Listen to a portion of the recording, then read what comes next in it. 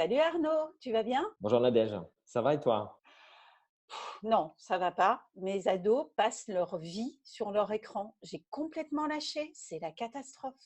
Ah bah, je crois qu'on est un peu tous dans la même situation là, avec le confinement.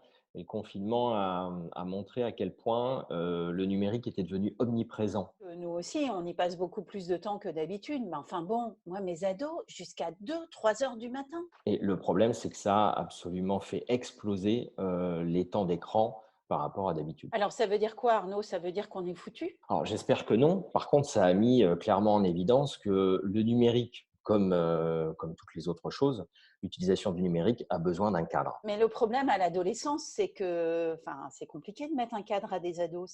C'est pas simple, un ado. Non, c'est la difficulté en tant que parent, c'est que mettre un cadre pour des enfants, c'est déjà pas simple au départ.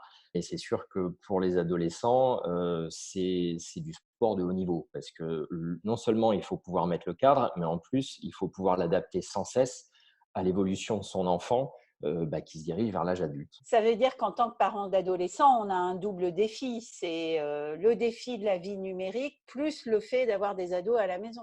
C'est exactement ça.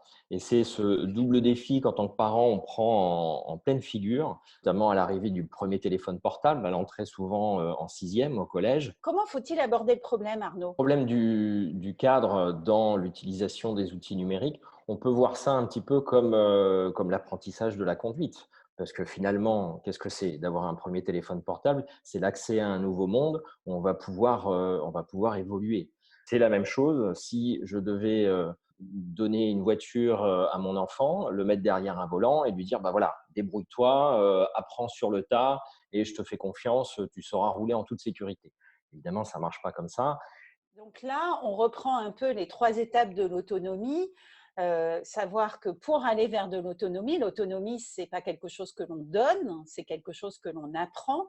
Et donc, il y a 3 étapes majeures à respecter. D'abord, le copilotage, où le parent fait avec l'enfant, puis après la délégation et seulement à la fin l'autonomie. Et c'est exactement cette pédagogie qu'on a appliquée, qu'on a mise en œuvre, mais avec l'aide des outils numériques, en créant l'application MyTuga.